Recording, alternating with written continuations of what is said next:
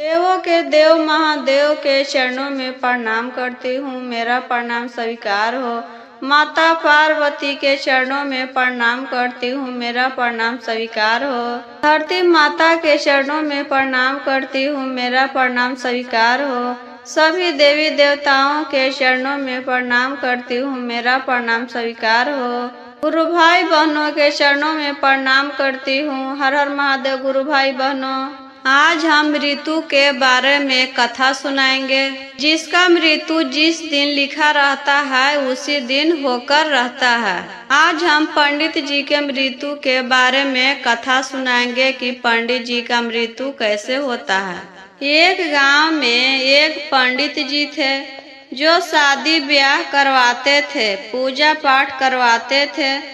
एक दिन वो अपने ससुराल जा रहे थे अपने सास ससुर से मिलने के लिए।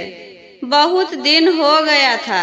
पंडित जी रास्ते में जा ही रहे थे तो पीछे मुड़कर देखते हैं कि पंडित जी के पीछे पीछे यमराज भी जा रहे हैं। जहां पंडित जी रुक जाते यमराज भी रुक जाता।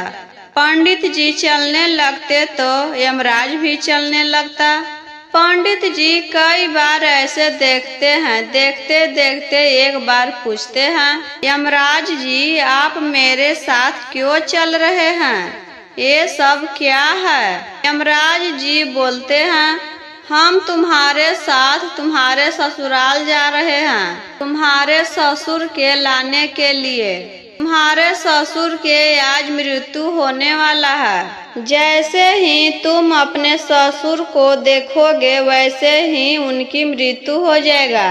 पंडित जी कहते हैं, हम अब अपना ससुराल नहीं जाएंगे, ना हम ससुराल में मिलेंगे अपने सास ससुर से और ना ही उनका मृत्यु होगा। यमराज जी बोलते हैं, तुम जाओ या ना जाओ, आज तुम्हारे ससुर के मृत्यु लिखा है तो आज होकर ही रहेगा और तुमसे मिलकर ही होगा। शायद संजोग का होता है गुरु बहना। पंडित जी के ससुर अपने बेटी और दामाद से मिलने पंडित जी के घर आ रहे थे। बाजार में ही पंडित जी और उनके ससुर के मुलाकात हो जाती है। जैसे ही पंडित जी के नजर उसके ससुर पर पड़ता है, उधर से एक ट्रक आकर उसके ससुर को कुचल देता है। पंडित जी के ससुर वहीं पर मर जाते हैं। यमराज पंडित जी से कहते हैं, देखा पंडित जी, हो गया न तुम्हारे ससुर के मृत्यु। हमने कहा था न कि आज ही उनको मरना लिखा है, वो भी तुमसे मिलने पर, वो आपसे मिलने पर हो गया।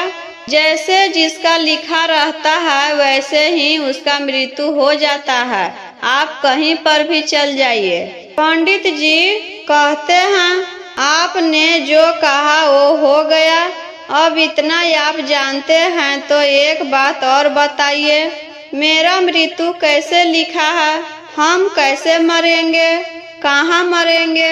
यमराज जी बोलते हैं, ऐसे तो हम किसी को बताते नहीं हैं, लेकिन जब आप इतना पूछ रहे हैं तो बता देता हूँ। आज से ठीक 1 साल के बाद आपकी मृत्यु होगी, वो भी तुम्हारे दूसरे गांव के राजा के हाथ, वो भी फांसी लगने पर।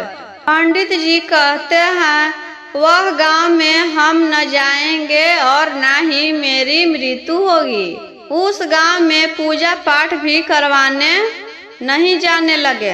पंडित जी अपने गांव के राजा के पास जाकर कहते हैं, यमराज के सब बात बताते हैं।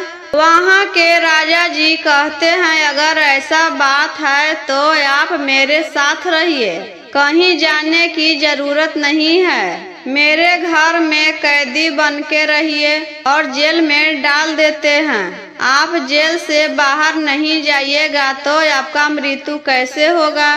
समय धीरे धीरे बीतता गया दीदी, और ठीक 1 साल के बाद वही दिन और तारीख आ जाता है जिस दिन यमराज कहते हैं सब लोग सोच रहे थे कि आज पंडित जी का मृत्यु है, आज इनको कहीं भी नहीं जाने देना है। वहाँ पर पुलिस और सैनिक का पहरा पड़ने लगता है कि कोई इन्हें बाहर निकाल के ना ले जाए।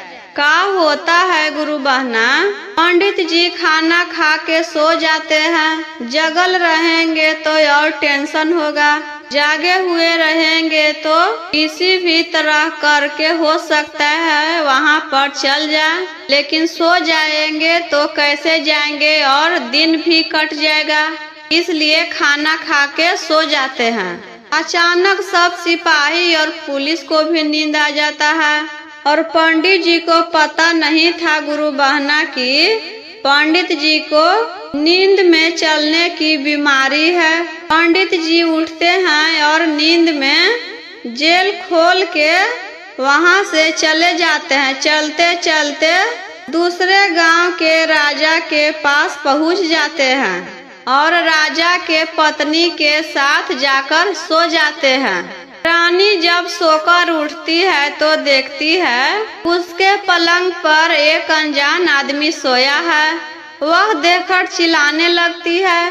तभी वहाँ पर सभी लोग आ जाते हैं। यह खबर राजा के पास जाता है। राजा पंडित जी को अपने पास बुलाते हैं और पंडित जी को मृत्यु दंड का घोषणा सुनाते हैं, इसे फांसी पर लटका दिया जाए।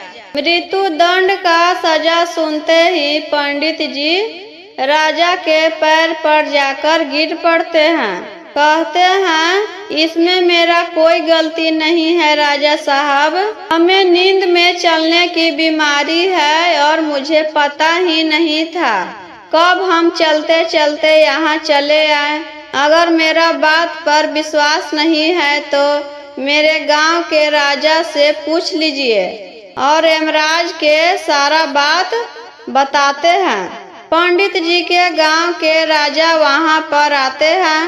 कहते हैं इसमें इसका कोई गलती नहीं है। यह बात हम लोग जानते थे कि आपके हाथ इसका मृत्यु लिखा है, वो भी फांसी से, इसलिए हम इसको जेल में बंद करके रखे थे। जेल में बंद रहेंगे तो वहाँ पर न जाएंगे और न ही फांसी होगी, लेकिन विधि का विधान कौन बदल सकता है। यह नींद में चलते चलते यहाँ चले आए, इसलिए माफ कर दीजिए इनको। राजा जी कहते हैं हम तो यह वचन दे दिए हैं पंडित जी को फांसी दे दिया जाए, तो पंडित जी को फांसी नहीं होगी तो राजा को हम पे क्या विश्वास रहेगा। राजा साहब तो कहकर बदल जाते हैं।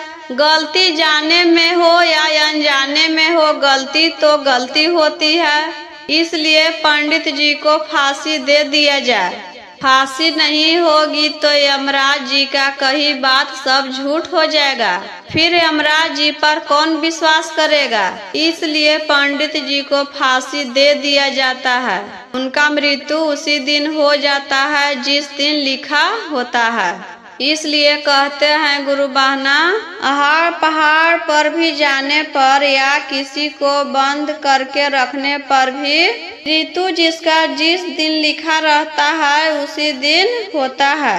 अभी तक मेरे चैनल को सब्सक्राइब नहीं किए हैं तो चैनल को सब्सक्राइब कर दें, लाइक करें, शेयर करें और कमेंट बॉक्स में जरूर बताएं कि मेरा यह कथा कैसा लगा।